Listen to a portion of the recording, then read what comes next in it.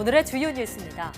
해외에서 유입되는 코로나19 환자가 늘면서 정부가 입국자 관리를 한층 강화하기로 했습니다. 코로나19 위험도가 큰 국가에서 입국하는 외국인들은 의료기관에서 발급한 음성 확인서를 의무적으로 제출해야 하고 그렇지 않으면 입국이 거부됩니다. 교회에서 정규 예배가 아닌 소규모 모임이나 단체 식사가 금지되고 전자 출입 명부 시스템 도입이 의무화됐습니다. 이를 어기면 책임자와 이용자 모두 벌금이 부과되고 해당 교회에 대해서는 집합 금지 명령이 내려질 수 있습니다. 미국에서 코로나19 하루 신규 환자가 연일 최고치를 기록하는 가운데 파우치 미 국립전염병연구소장은 사회적 거리두기 지침이 무너졌다고 평가했습니다. 그러면서 환자가 급증하는 주에서는 봉쇄 조치 재개를 심각하게 고려해야 한다고 강조했습니다. 미 민주당 대선 후보로 사실상 확정된 조 바이든 전 부통령이 7천억 달러 규모의 정부 구매와 투자를 담은 경기 부양책을 공약으로 발표했습니다. 미국 내 일자리 창출에 초점이 맞춰져 트럼프 대통령의 공약과 큰 차이가 없다는 분석이 나오고 있습니다. 차 사고 사진을 보내면 인공지능이 예상 수리비를 자동으로 산출하는 서비스가 개발되었습니다. 내년부터 본격적으로 보급될 예정인데 보험금 지급까지 걸리는 기간과 관련 분쟁이 크게 줄어들 것으로 보입니다.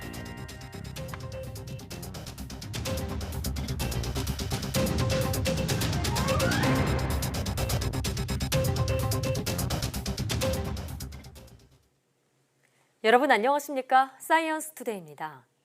코로나19 해외 유입 증가세에 따라 방역 강화 대상 국가에서 국내로 들어오는 외국인은 코로나19 음성 확인서 제출이 의무화됩니다. 중앙재난안전대책본부는 오는 13일부터 코로나19 위험 국가에서 들어오는 외국인은 PCR 검사 음성 확인서를 의무적으로 내야 한다고 밝혔습니다. 해당 외국인은 PCR 검사 음성 확인서를 출발일 기준 48시간 이내에 제외 공간이 지정한 의료기관에서 발급받아 제출해야 합니다. 확인서를 제출하지 않으면 입국할 수 없도록 했는데 이번 조치에 우리 교민은 포함되지 않습니다. 방역 강화 대상 국가는 최근 해외 유입 환자 중 코로나19 확진자가 많이 발생한 국가로 관계부처와 협의를 거쳐 결정됩니다. 이 밖에도 해외 유입 확진자 수를 실시간 모니터링해 급증 위험이 크다고 판단되는 국가의 부정기 항공편도 감편 조치할 방침입니다. 한편 기존 지침인 입국 3일 안에 PCR 검사 시행과 2주 자가격리는 모든 해외 입국자에게 그대로 적용됩니다. 정부가 출국 심사를 할 때 격리 기간이 끝나지 않은 격리 대상자를 가려낼 수 있도록 조치했다고 밝혔습니다. 이는 최근 자가격리 도중 무단 이탈해 해외로 출국한 사례가 발생한 데 따른 것입니다. 격리 기간 중 임종이나 장례식 참석 등의 이유로 중도 출국이 필요한 경우엔 지자체장의 승인과 진단검사 음성 판정, 공항 이동 과정 관리 등의 조건을 달아 출국할 수 있도록 했습니다. 중대본은 자가격리 중인 입국자의 중도 출국을 원천 차단하는 것이 오히려 출국이 꼭 필요한 사람들에게 무단 이탈의 동기가 될 수 있다고 판단했다고 설명했습니다. 지난 2월 19일부터 7월 8일까지 집계된 국내 자가격리자의 무단 이탈 적발 사례는 총 661건, 660명입니다.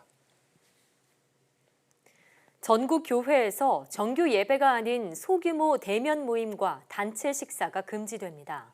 각 교회는 QR코드 기반의 전자출입 명부 시스템을 도입해야 합니다.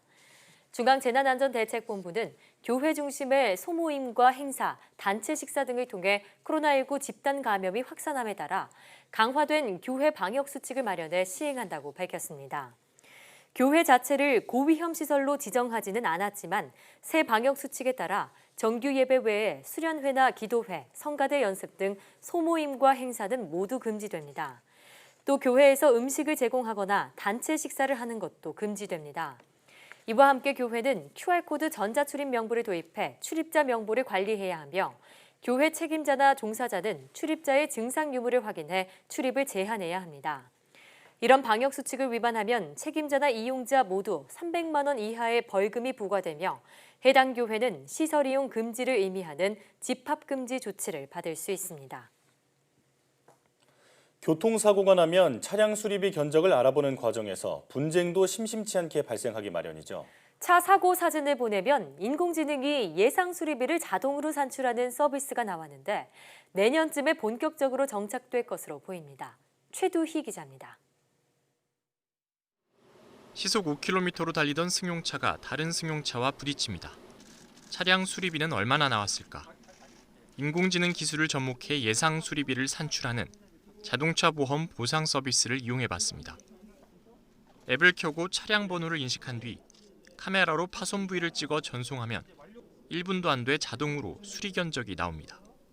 지난 5월부터 11개 손해보험사가 이 서비스를 이용 중인데 보험금 지급까지 걸리는 기간은 물론 보험금 지급과 관련한 분쟁도 줄여줄 것으로 기대됩니다. 물론 개선해야 할 부분도 적지 않습니다. 사고 차량에 오염이 있으면 사고 견적을 제대로 인식하지 못하는 경우도 있고 10건 가운데 2건 정도는 오류가 발생하는 만큼 정확도를 높이기 위한 개선이 필요합니다. 보험개발원 측은 지속적인 기능 개선을 통해 신뢰도를 높이겠다는 각오입니다. 금융당국도 이런 인공지능 보상 서비스가 소비자들의 편의에 도움이 될 수 있다고 보고 활성화에 힘쓰겠다고 밝혔습니다. 워킹그룹을 운영해서 보험에서도 규제 개선이라든지 그다음에 인프라 구축이라든지 소비자 보호 세 가지 축에서 금융 분야 인공지능 활성화 방안을 더욱더 잘 되도록 내년쯤 인공지능에 기반한 자동차 보험 보상 서비스가 더 확대 보급될 것으로 기대되는 가운데 포스트 코로나 시대를 맞아 이런 인공지능 견적 시스템에 대한 수요는 더 커질 전망입니다. YTN 최두입니다. 자동문 하면 양옆에서 미닫이 문이 나왔다 들어가는 스크린 도어가 일반적입니다. 앞으로는 밀고 당겨서 여는 문인 여닫이 문도 자동으로 열리고 닫히는 모습을 쉽게 볼 수 있을 것 같습니다. 이정우 기자입니다. 사람이 다가가자 문이 자동으로 열립니다. 스크린 도어는 일찌감치 자동문이 상용화됐지만 이처럼 밀거나 당기는 여닫이 문이 자동으로 상용화된 건 처음입니다. 한국기계연구원이 보유하고 있는 로봇 제어 기술을 지역 중소기업에 이전해 여닫이 문 자동화 사업을 도왔습니다. 이동을 하면서 장애물과 충돌을 여부를 미리 예측을 해가지고 그 충돌이 일어나는 영역을 최소화시키고 그리고 안정 영역을 최대화시킬 수 있는 기법을 갖다가 이번 문 제어에 적용을 한 예입니다. 사람과 로봇의 협동 작업을 구현하기 위해 개발한 충돌 감지와 대응 기술을 전용 제어기에 부착해 자동문을 만든 겁니다. 기존 스크린 도어보다 좁은 공간에서 간결하게 문을 여닫을 수 있습니다. 끼임이나 충돌 등 비상 상황을 감지해 바로 대응이 가능하고 환기도 가능하다고 설명했습니다. 무엇보다 손잡이를 잡을 필요가 없어서 문을 여닫을 때 코로나19 같은 바이러스 감염 걱정을 하지 않아도 됩니다. 가장 큰 장점은 폭이 좁은 곳에 자동문을 확대해서 설치할 수 있는 점입니다. 그래서 상가 점포나 장애인 화장실 등에 폭이 좁아서 설치하지 못하는 개소에 저희들 것이 설치 가능하게 하였습니다. 이번 기술 이전은 한국기계연구원이 자체 기술과 인프라를 활용해 제품 개발과 기술적 어려움을 해결해주는 중소기업 애로기술 지원 제도를 통해 이루어졌습니다. YTN 이정우입니다. 2020년도 국가공무원 9급 필기시험이 전국 426개 시험장에서 치러집니다. 인사혁신처는 지난 3월로 예정됐다가 코로나19 확산으로 한 차례 연기한 국가공무원 9급 필기시험을 11일 토요일 실시한다고 밝혔습니다. 모든 응시자는 시험장 출입구에서 손소독과 발열 검사를 해야 하고 시험을 볼 때는 반드시 마스크를 써야 합니다. 또 자가격리하고 있는 수험생은 관할 보건소 등 보건당국과 협의해 지정된 장소에서 시험을 치를 수 있지만 확진자는 시험을 볼 수 없습니다. 인사처는 강화한 방역 대책에 따라 시험실당 수용 인원을 예년에 25명에서 30명 수준에서 20명 이하로 줄였다고 설명했습니다. 이에 따라 지난해 7,600여 개였던 고사실 수는 9,500여 개로 늘어났습니다. 이번 시험은 4,900여 명을 선발할 예정으로 18만 5천여 명이 지원해 37.2대 1의 경쟁률을 보이고 있습니다.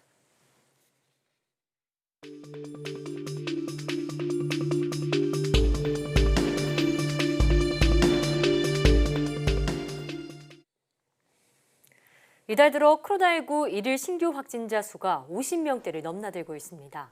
광주는 사회적 거리 두기를 3단계로 격상하는 방안을 고심 중인데요. 코로나19 브리핑에서 전문가와 함께 자세히 알아보겠습니다. 고려대학교 역학대학 김정기 교수와 함께합니다. 교수님 어서 오세요. 안녕하세요. 네.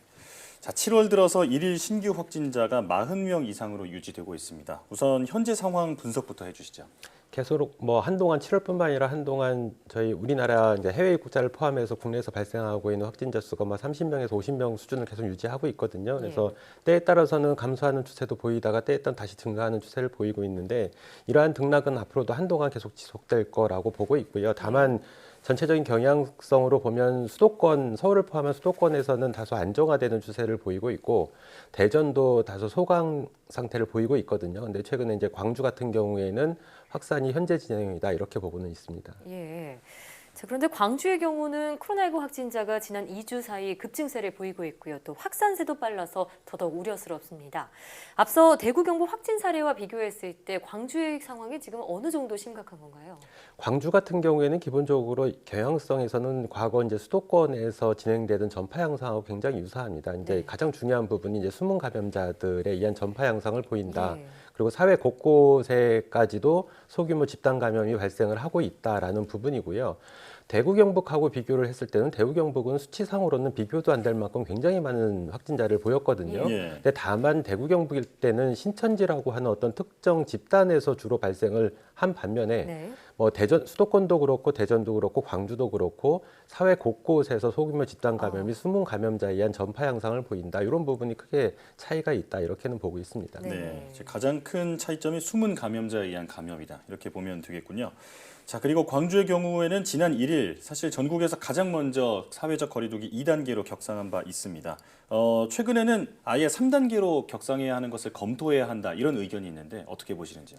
글쎄요, 3단계 뭐 방역적인 차원 측면만 고려를 했을 때에는 강화된 조치가 항상 더 효과를 보이는 것은 맞습니다. 근데 우리가 방역만을 고민할 수는 없고 사회 여러 가지 측면을 다 고려를 해야 되기 때문에 아직까지는 3단계를 또 진행하기에는 다소 좀 무리가 있다. 그러니까 현 단계를 유지하면서 방역을 철저히 하면서 앞으로의 추이를 좀 지켜보고 확산세가 더 가속화되는 어떤 시점이 도달하게 되면 그때 3단계로 격상을 하는 게 더 맞지 않나 이런 생각을 가지고 있습니다. 일단 현 단계를 유지하는 게 맞지 않나 이런 생각이시고요. 반면 수도권은 이틀간 신규 확진자가 10명 이하를 보이고 있습니다. 확산세가 조금은 꺾였다 이렇게 분석해 볼 수도 있을까요? 물론 앞서 말씀드린 것처럼 서울을 포함한 수도권 같은 경우에는 조금 안정화되는 추세를 보이고 있는 것은 맞습니다. 근데 우리가 과거에 이태원 클럽발 확산도 그랬고요. 물류센터도 그랬고 언제든지 어떤 조건만 맞으면 대규모 확산으로 이어질 가능성은 충분히 있거든요. 그러니까 아직까지 이런 안정세로 인해서 방역에 소홀히 하면 안 되고 특히 국민들도 방역 당국의 어떤 굉장히 협조를 잘 해야지만 이런 상황을 이어나가다가 향후에는 확진자가 발생하지 않는 이런 어떤 우리가 바라는 이런 시점까지 갈 수 있다 이렇게 말씀드리고 싶습니다. 이 당연한 말이지만 긴장을 늦춰서는 안 되겠습니다. 그리고 정부에서는 지자체별로 위험도를 평가해서 이 장애인 복지관이라든지 사회복지시설의 운영을 시작하라고 지시를 했는데 일주일의 준비 기간을 주겠다고 얘기를 했습니다. 어떤 점들을 대비하고 준비해야 할까요? 사회복지시설 같은 경우에는 기본적으로 여러 가지 면에서 건강한 사람들과는 다소 차이가 있는 경향이 많거든요. 특히 이제 노령층도 많고요. 그러니까 기본적으로 다 그런 건 아닙니다. 전체적으로 사회복지시설과 같은 곳에서는 그러니까 고위험군에 속하시는 분들이 많습니다. 그렇다 보니까 감염이 발생했을 때에는 확산 속도도 굉장히 빠르고 그리고 예후도 굉장히 안 좋습니다. 그러니까 치사율이 굉장히 높을 수가 있거든요. 그래서 앞으로 이러한 조치가 시행이 되면 이런 다양한 지자체별로 다양한 이런 사회복지시설과 같은 고위험 시설에 대해서는 철저한 진단 관리 그리고 모니터링이 필요할 거라고 생각을 하고요. 그래야만 어떤 대규모 집단 감염이라든가 치사율이 발생을 하는 것을 막을 수 있다 이렇게 보고 있습니다. 자, 일단 정부는 또 이 교회를 말씀하신 뭐 대규모 집단 감염 혹은 소규모 감염이 발생할 수 있는 그런 온상으로 보고 있습니다. 때문에 금요일 오후 6시부터 교회 소모임이나 뭐 단체 식사 등을 금지하겠다고 밝혔는데 교인들의 반발이 일단 상당하고요. 또 실효성에 대한 논란도 나오고 있습니다. 일단 이번 대책에 대해서 어떻게 보시는지요? 기본적으로 제가 또 이런 말씀 드리면은 또 오해를 하실까 봐 말씀드리는데 저도 천주교 신자거든요. 그러니까 그러다 보니까 저도 종교랑 관련이 있는 사람이고 하지만 과거에 우리 사례를 봤을 때에는 종교시설에서 주로 소규모 내지는 크게는 대규모 집단감이 발생을 했거든요. 가장 위험성이 많은 그룹인 거는 맞습니다. 그만큼 지금 현 단계를 안정화시키기 위해서는 협조가 굉장히 필요한 부분이고요. 그리고 정규 예배는 허용을 했습니다. 그러니까 네. 사회적 거리두기라든가 개인 방역을 철저히 지키는 선에서 정규 예배는 허용을 했기 때문에 그 이외에 주로 많이 최근에 문제가 되는 게 소규모 모임이라든가 아니면 음식물을 공유하는 어떤 그런 부분에 있어서 발생 가능성을 염두에 둔 거기 때문에 좀 실제로는 이런 부분들이 마음에 안 드시더라도 협조를 하셔야만 향후에 우리나라에서 계속 이런 코로나19의 발생을 억제할 수 있다 이렇게 보고 있고요. 뭐 심지어 종교시설뿐만 아니라 방문 판매 업체도 마찬가지거든요. 그러니까 이런 방문 판매 업체들도 실제로는 가장 문제가 되고 있는 게 미등록돼 있는, 그러니까 정부나 보건당국에서 등록이 안 돼 있어서 관리 감독이 어려운 부분들, 이런 부분에 대한 어떤 제재를 가하는 부분들이거든요. 그래서 향후에 이런 부분들을 잘 협조를 하셔가지고 우리가 이 지금 코로나19 상황을 빨리 극복할 수 있는데 국민적인 협조가 필요하다 이렇게 당부를 좀 드리고 싶습니다. 네, 이 교회 소모임 금지 조치에 대해서는 정규 예배만큼은 허용했기 때문에 조금 불편하더라도 협조하는 게 좋겠다 이렇게 의견을 말씀해 주셨습니다. 자, 그리고 최근 들어 해외 유입이 큰 문제인데 방역 당국이 일부 국가에 대해서는 응급 PCR 검사 음성 확인서 제출을 의무화하겠다 이렇게 얘기를 했습니다. 이 실효성에 대해서는 어떻게 보시는지요? 저는 실효성이 상당히 있을 거라고 보고 있습니다. 어찌 됐든 지금 그러니까 6월 말부터 해가지고 해외에서 유입되는 분들, 그러니까 우리 교민들뿐만 아니라 외국인 다 포함해서 두 자릿수를 계속 기록을 하고 있거든요. 근데 이게 누적 수치가 발생을 하게 되면 지금 생활치료센터에서 치료를 받고 있는데 그 수가 굉장히 많아져요. 누적이 되게 되면. 그러면 결국은 뭐 보건당국이나 방역당국의 부담으로 작용을 할 수가 있고 그렇습니다. 향후에 우리나라에서 어떤 대규모 집단 감염이 발생했을 때 어떤 시설에 대한 여유분을 확보하는 차원에서라도 해외에 유입되는 확진자 수를 줄여야 될 필요가 있거든요. 그래서 지금 PCR 뭐 음성 검사 확인서를 제출을 하라고 하면 그 부분 자체가 실제로는 우리가 감염돼 있는 분들을 걸를 수가 있는 거고요. 그래서 확진자 수가 늘어나는 거 아니면 유지되는 거를 감소시킬 수가 있거든요. 그래서 저는 굉장히 좋은 조치다라고 생각을 하고 있습니다. 네, 실효성 있는 조치다 이렇게 말씀해 주셨습니다. 오늘도 말씀을 많이 들어봤는데 사실 코로나19가 새로운 국면을 맞이할 때마다 결국은 이 마스크 착용 그리고 거리두기 어떤 환기 같은 기본 방역 수칙이 항상 정답이었다는 생각이 들거든요. 자, 긴 호흡으로 이런 기본들을 생활화해야겠다는 생각이 들었습니다. 지금까지 고려대학교 약학대학 김정희 교수와 함께했습니다. 오늘 말씀 잘 들었습니다. 감사합니다. 고맙습니다.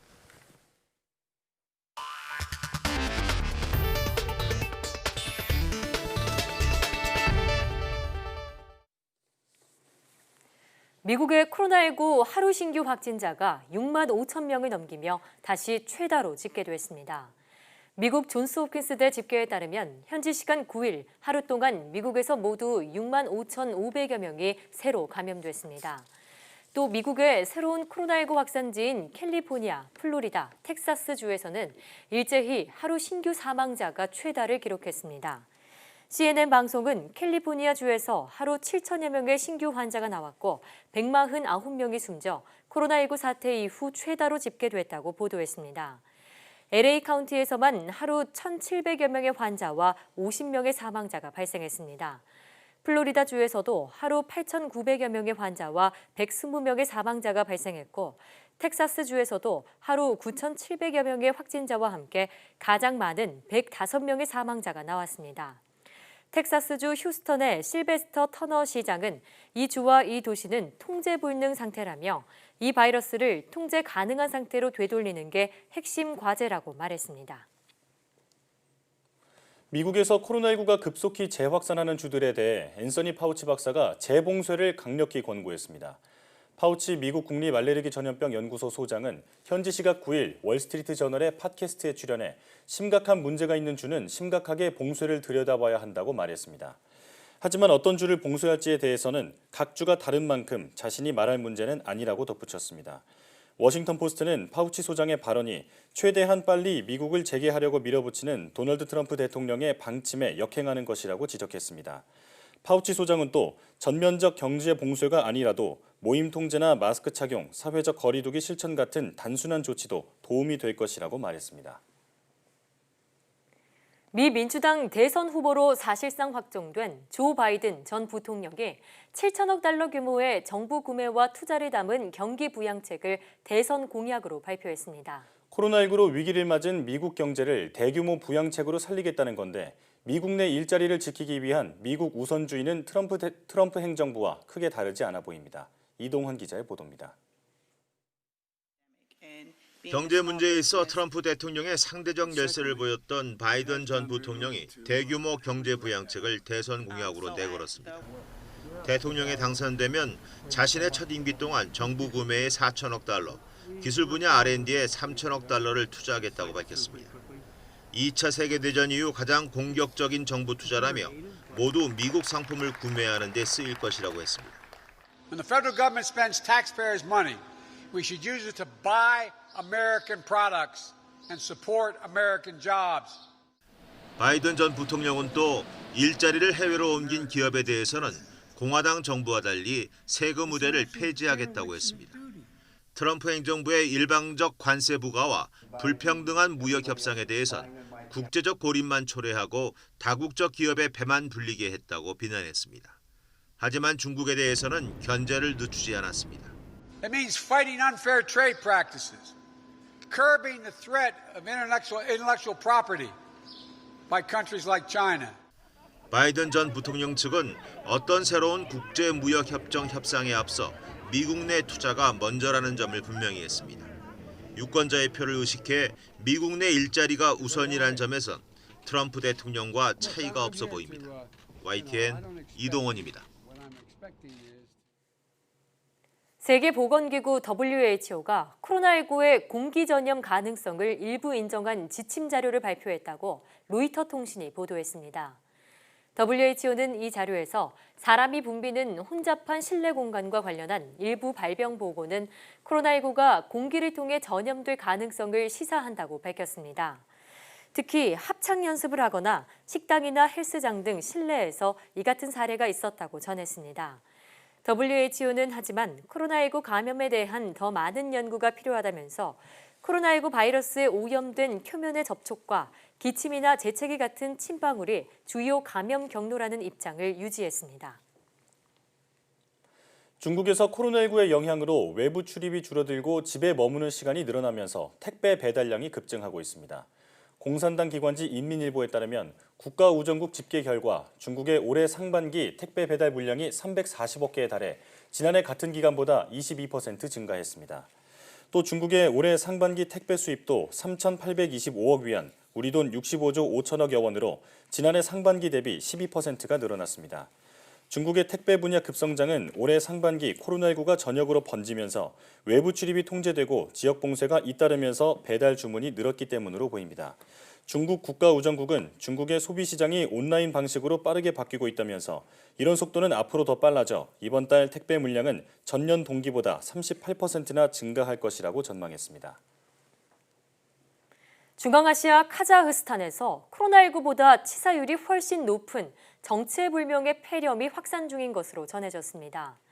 중국 관영 글로벌타임스 등에 따르면 카자흐스탄 주재 중국 대사관은 위챗 계정을 통해 자국민들에게 관련 소식을 전하며 주의를 당부했습니다.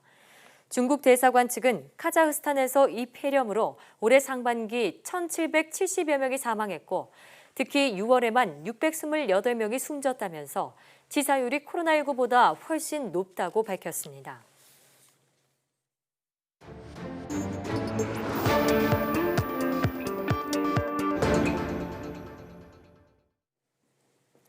한 주간 가장 주목받은 과학 소식을 하나로 모아보는 사이언스 핫5 시간입니다. 이번 주에는 어떤 이야기가 시청자들의 눈길을 끌었을지 궁금한데요. 이동훈 기자와 함께하겠습니다.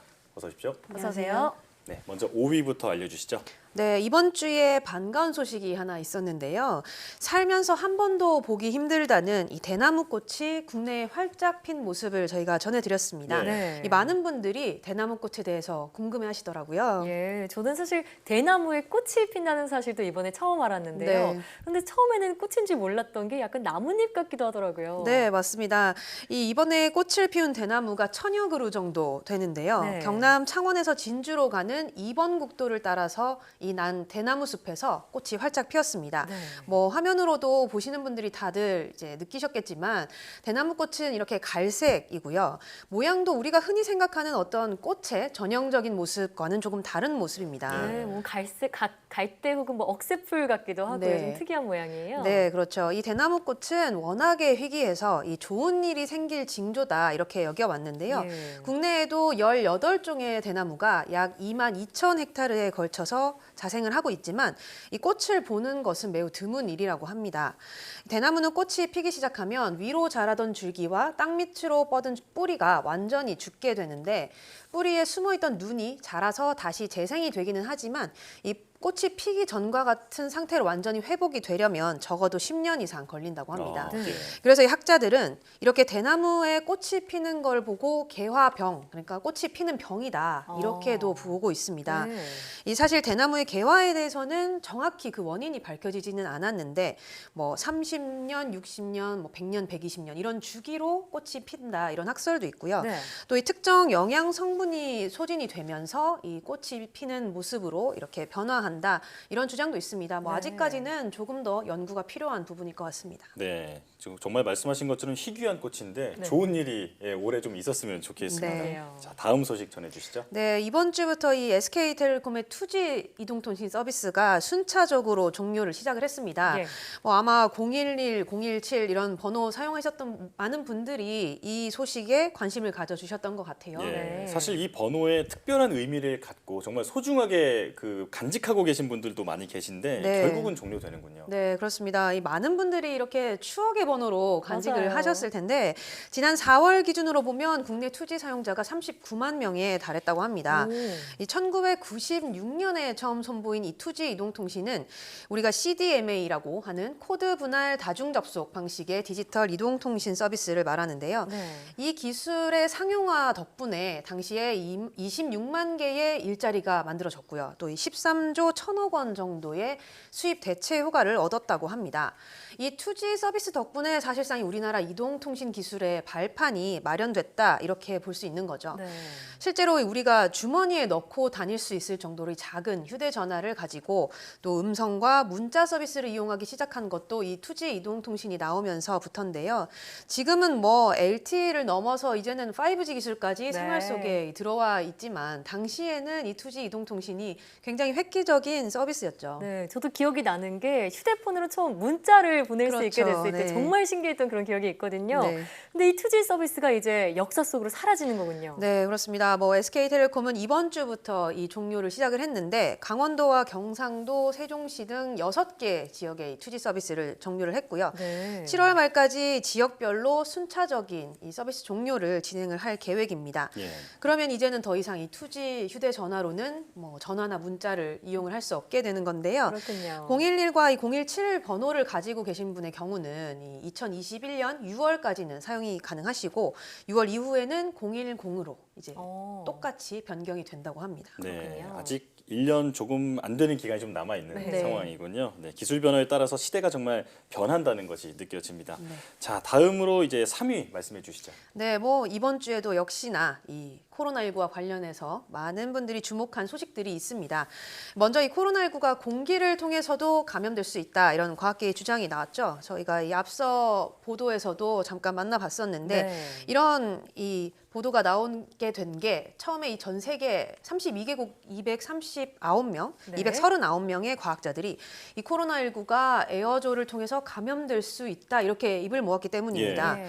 이 에어로졸이라는 게 지름이 100만 분의 1m, 그러니까 침방울보다도 훨씬 더 작은 그런 미세한 입자를 말하는 건데 네. 이 주장대로라면 이 공기 중에 떠다니는 입자만으로도 이 코로나19 바이러스에 걸릴 수 있다는 겁니다. 그렇네요. 뭐 세계보건기구 WHO도 이런 가능성을 인정을 했고요. 그래서 앞서 만나본 것처럼 어떤 지침도 변화가 될 수밖에 없는데 이 사람이 많고 환기가 잘 되지 않는 특정 조건에서 이런 공기 전파의 가능성을 이제 배제하지 않은 것이다 정도의 어떤 입장이라고 봐야 될 것 같고요. 예. 아직까지는 좀 더 많은 증거가 뒷받침되어야 한다고 이 WHO도 보고 있습니다. 예.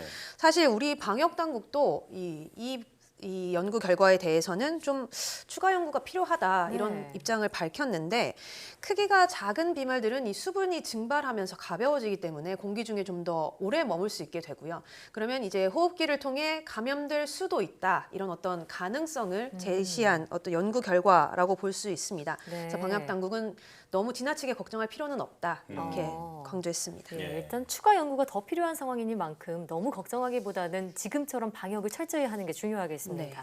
그런데 아무래도 코로나19 사태가 길어지고 있고 또 수도권과 전국 곳곳으로 확진자가 계속 나오면서 사람들이 다시 민감해지고 있는 것 같아요. 네, 그렇습니다. 뭐 해외 유입 환자의 증가가 계속 이어지고 있고요.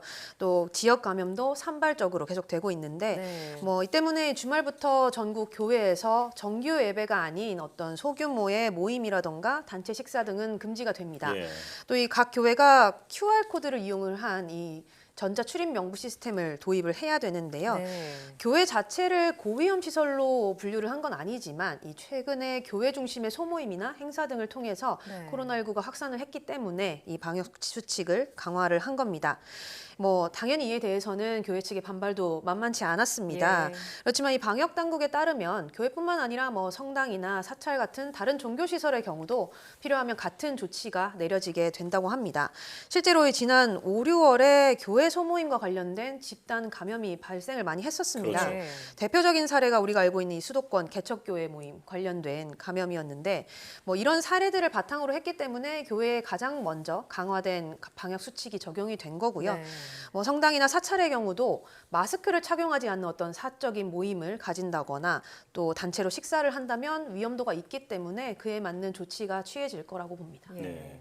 사실 모두를 위한 좀 불가피한 그 결정이잖아요. 네. 조금 불편하더라도 협조하는 게 중요하겠습니다. 네. 자, 그럼 이번 주 가장 관심을 모은 소식 전해주시죠. 네, 이번 주 저희가 지난 궁금한 S 시간에 전해드린 라돈과 관련한 네. 소식이 네. 굉장히 많은 관심을 모았습니다. 이 이른바 라돈 침대로 불리는 대진 침대 사태 이후에 여전히 라돈에 대해서는 시청자들의 관심이 뜨거운 것 같아요. 네, 그래서 그 뒤로는 라돈이라는 말만 들어도 막연하게 두렵다, 공포심이 든다 이런 분들이 정말 많은데요. 네. 궁금한 S를 통해서 라돈이 정확히 무엇인지, 왜 위험한지 알 수 있었던 것 같아요. 네, 그렇습니다. 이 라돈이라는 게 과학적으로는 라듐이라는 이 방사성 원소가 붕괴할 때 나오는 기체를 말하는 겁니다. 뭐 1900년대 초반까지만 해도 이 라듐이 화장품이나 치약, 뭐 물감 같은 데도 사용이 됐었고요. 예. 심지어는 이 건강식품처럼 음료나 물에 넣어서 마시기도 했다고 합니다. 하지만 이 20여 년이 지난 후에서야 그 부작용이 서서히 나타나기 시작했는데 사람들의 이가 빠진다거나 다리뼈가 으스러진다거나 네. 또는 뭐 아래턱이 통째로 빠지는 이런 어. 경우가 나타났다고 합니다. 이 라듐의 구조가 칼슘과 비슷하기 때문에 라듐이 몸속에 들어가면 이 칼슘인 척 칼슘의 자리를 차지를 하게 됩니다. 뼈에 쌓인다는 거죠. 그렇죠. 그러면서 이 뼈에 쌓이면 골수를 파괴를 하게 되고요. 그러면 이 빈혈이나 백혈병을 일으키게 되는 겁니다. 이 현재 우리가 아는 라돈은 기체이기 때문에 이렇게 신체에 직접 사용하는 경우는 굉장히 드문 편이고요. 네. 이 기체 상태로 몸속에 들어오면 대부분 날숨으로 빠져나가게 됩니다. 그런데 만약에 일부의 이 라돈 입자가 폐세포에 남게 되면 이 입자가 방사선을 내뿜기 때문에 문제가 된다고 보는 거죠. 네. 말씀을 들어보니까 걱정이 더 되는데 그렇다면 이제 과거 대진 침대 사태에서 본 것처럼 우리 주변에서 발생하는 라돈이 도대체 얼마나 위험한 건가요? 사실 뭐 라돈이 기본적으로 이 폐암을 일으키는 1급 발암 물질로 분류가 돼 있습니다. 네. 아직까지 폐암과의 직접적인 인과관계가 밝혀진 건 아니지만 예. 그래도 노출을 피하는 게 좋은 이 유해 물질입니다. 가장 기본적인 방법이 환기인데요. 굉장히 쉬워 보이지만 예. 환기를 자주 하는 것만으로도 이 실내 라돈 수치를 크게 낮출 수 있습니다. 네. 그러니까 뭐 가장 기본적이고 좋은 대처법이다 이렇게 볼 수 있을 것 같고요. 그러네요. 네, 또 지난해에 이 굉장히 많은 라돈 이 유출 제품들이 나오면서 예. 이 방사성 물질에 대한 규정이 강화가 됐습니다. 그래서 이에 대한 걱정을 조금은 더 덜 수 있을 것 같은데 지난해 이 생활주변 방사선 안전관리법이 개정이 되면서 신체에 밀착해서 쓰는 제품의 이런 방사성 원료 물질 자체를 원천적으로 사용을 금지를 했습니다. 예.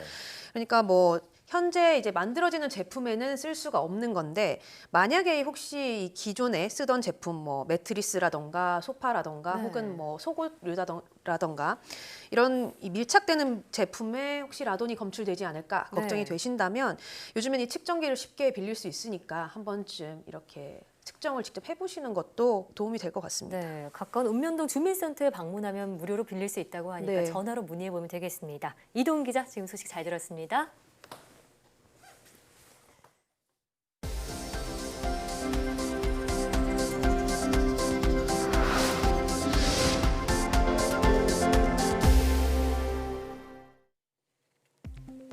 구 서독에 해당하는 지역의 코로나19 사망률이 구 동독 지역보다 3배 정도 높다며 이는 결핵 백신, 이른바 불주사와 관련이 있다는 주장이 나왔습니다. 미 국립알레르기 전염병 연구소 연구진은 구 서독은 구 동독보다 10년 정도 늦게 결핵 백신 접종 프로그램을 시작했다며 이같이 밝혔습니다. 연구팀은 여러 나라의 자료를 분석했을 때 결핵 백신 접종률이 10% 높으면 코로나19 사망률이 10% 낮다고 추정했습니다. 다만 이런 현상의 원인이 명확히 밝혀지지 않았다며 현재 상황에서는 이번 연구가 정부의 정책 지침으로 쓰여서는 안 된다고 덧붙였습니다. 한국연구재단이 코로나19 확산 방지를 위해 비대면 심층평가 시스템을 운영합니다. 연구재단은 코로나19 사태가 장기화함에 따라 대면 접촉의 위험은 줄이고 온라인 평가의 효율성을 높일 수 있도록 평가 제도를 개선한다고 밝혔습니다. 비대면 심층평가 시스템은 연구과제 신청자가 온라인으로 자료를 제출하면 평가위원이 이를 검토한 뒤 온라인 게시판에서 질의응답하는 제도입니다. 보건복지부와 산림청이 공동으로 감염병 전담병원 코로나19 대응 인력을 대상으로 숲치유를 지원하기로 했습니다. 지원 대상은 경무에 시달리는 감염병 전담병원 소속 의료진과 가족 2,600여 명으로 전국 국립 산림교육치유시설 11곳에서 다음 달까지 2달 동안 진행됩니다. 스트레스 지수를 측정할 수 있는 스마트 콘택트 렌즈가 개발되었습니다. 기초과학연구원은 눈물 속에 존재하는 스트레스 호르몬 코티솔 수치를 실시간으로 측정할 수 있는 콘택트 렌즈를 개발했다고 밝혔습니다. 이 렌즈는 표면에 결합한 코티솔의 농도에 따라 미세한 저항 변화가 일어나 스트레스 수치를 실시간으로 측정합니다. 이 렌즈에 투명한 전극과 안테나가 내장돼 스마트폰을 눈앞에 갖다 대면 코티솔 농도가 스마트폰으로 전송돼 스트레스 수치를 확인할 수 있습니다. 이번 달 밤하늘에서는 지구로 접근하는 혜성을 맨눈으로도 관측할 수 있습니다. 한국천문연구원은 지난 8일 오전 4시경 강원 태백시에서 촬영한 니오와이즈 혜성의 모습을 공개하며 이같이 밝혔습니다. 니오와이즈 혜성은 지난 3월 미 항공우주국의 니오와이즈 탐사 위성에 발견한 33번째 혜성으로 핵 주변을 감싸는 밝은 구름과 긴 꼬리가 특징입니다.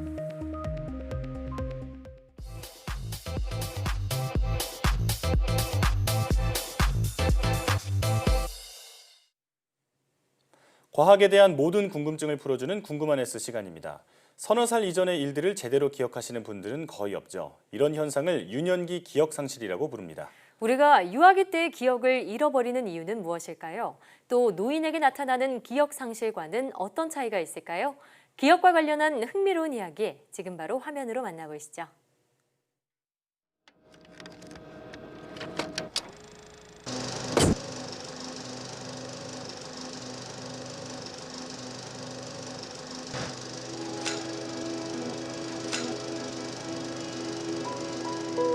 태어나서 가장 처음 느꼈던 기억이 어떤 것인지 아시나요? 혹은 자신의 돌잔치가 기억나시는 분들이 있으신가요? 제 질문에 선뜻 답하시는 분들은 아마 없을 텐데요. 기억에 관한 많은 연구 결과 3살 이전의 일을 기억하는 사람은 거의 없다고 합니다. 하지만 2, 3살 때 배운 낱말이나 감정, 그리고 동작 등은 이후에도 계속 사용하고 있죠.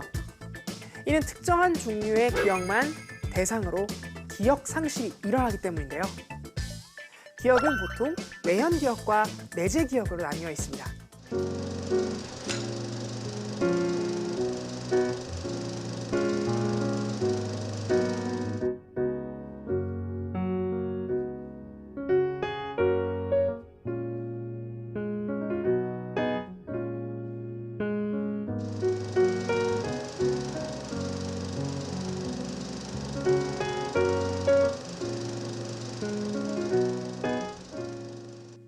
이처럼 기억의 종류를 나눈 것은 기억이 저장되는 뇌의 부위가 다르다고 확인되기 때문인데요.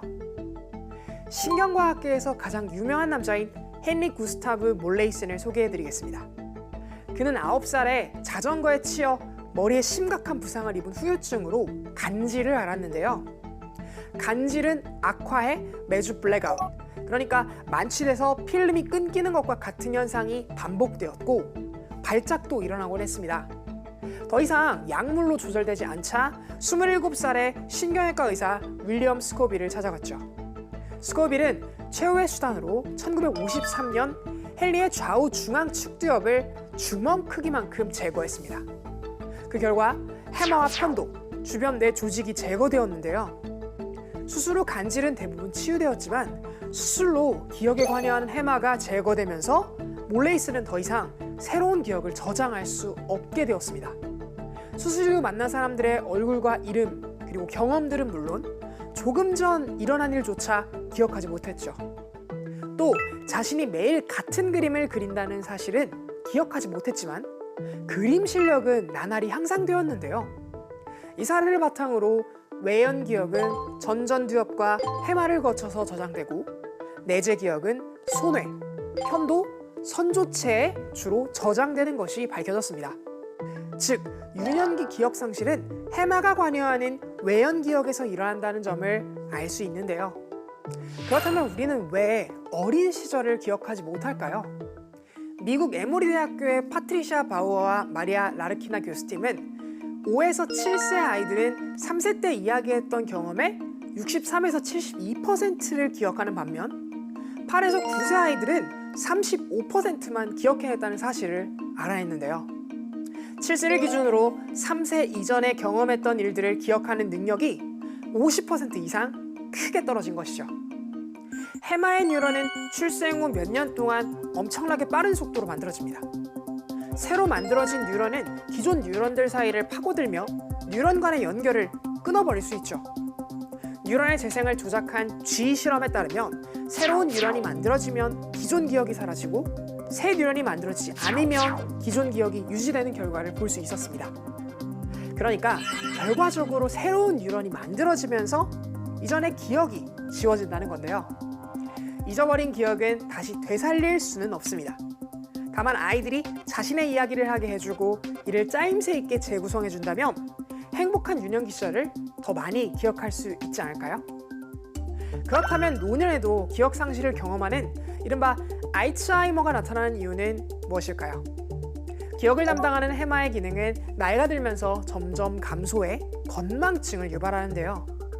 건망증은 단순 건망증과 병적 건망증으로 나뉩니다. 단순 건망증은 정보를 기억하는 상황에서 충분히 주의를 기울이지 않아 기억 자체가 불완전하게 저장돼 생기는데요. 이야기를 대충 흘려듣거나 여러 가지 일을 한꺼번에 하는 상황에서 주의가 분산될 때 주로 나타납니다. 하지만 기억을 떠올리려 했을 때 세세한 부분까지 기억해내긴 어려워도 연관된 정보를 주면 내용을 바로 기억해낼 수 있죠. 반면 병적 건망증은 치매의 한 종류인 알츠하이머의 초기 증상으로 새로 알게 된 정보나 지식이 아예 해마에 입력되지 않아 힌트를 주어도 기억해내지 못합니다. 처음에는 단기 기억 상실 증세를 보이다가 점차 저장된 기억도 사라져 가족도 알아보지 못하게 되죠. 알츠하이머가 나타나는 원인은 학습과 기억에 필요한 신경 전달 물질을 생산하는 신경세포가 빠른 속도로 죽어 없어지기 때문입니다. 신경세포가 줄어들면 뇌는 쪼그라들고 시냅스가 약해지면서 신경세포의 기능도 떨어지는데요. 시냅스를 통해 전달되던 외부 자극도 해마로 전달되지 못하면서 기억을 만들지도 또 저장하지도 못하는 상태가 되는 것이죠. 그나마 다행인 점은 알츠하이머병은 증상이 나타나기 전 적어도 15년에서 20년 전부터 조금씩 신경세포 기능이 마비되는 만성질환이기 때문에 생활 습관만 고쳐도 병의 진행 속도를 늦출 수 있다고 합니다. 이런 알츠하이머뿐만 아니라 현대인들에게 새롭게 나타나는 질환이 있었으니 바로 디지털 치매입니다. 디지털 치매 증후군은 정보가 필요할 때 두뇌에 저장된 정보를 찾아내려는 노력 없이 곧바로 전자기기를 이용함으로써 뇌에서 기억을 저장하는 메커니즘이 점차 약해지기 때문에 발생하는데요.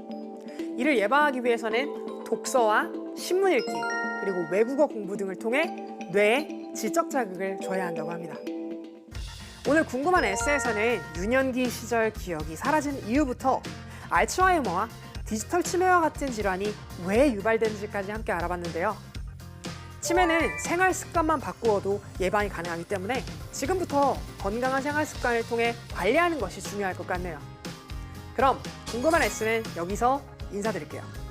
과학에 대한 궁금증이 있다면 언제든 유튜브에 사이언스 투데이를 검색해주세요. 이상 궁금한 S였습니다.